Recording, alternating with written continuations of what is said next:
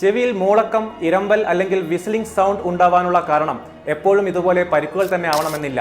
അത് കേൾവിക്കുറവിന്റെയോ ശരീരത്തിന്റെ ബാലൻസിനെ ബാധിക്കുന്ന ചില രോഗങ്ങളുടെയോ വളരെ അപൂർവമായി ചില ബ്രെയിൻ ട്യൂമേഴ്സിന്റെ വരെയോ പ്രാരംഭ ലക്ഷണമായേക്കാം. അതുകൊണ്ട് ചെവിയിൽ സ്ഥിരമായി മൂളക്കം അനുഭവപ്പെടുകയാണെങ്കിൽ ഉടൻ തന്നെ വൈദ്യസഹായം തേടുക.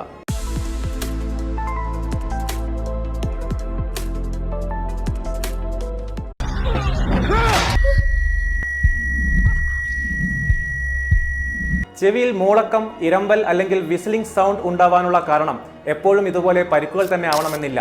അത് കേൾവിക്കുറവിന്റെയോ ശരീരത്തിന്റെ ബാലൻസിനെ ബാധിക്കുന്ന ചില രോഗങ്ങളുടെയോ വളരെ അപൂർവമായി ചില ബ്രെയിൻ ട്യൂമേഴ്സിന്റെ വരെയോ പ്രാരംഭ ലക്ഷണമായേക്കാം. അതുകൊണ്ട് ചെവിയിൽ സ്ഥിരമായി മൂളക്കം അനുഭവപ്പെടുകയാണെങ്കിൽ ഉടൻ തന്നെ വൈദ്യസഹായം തേടുക.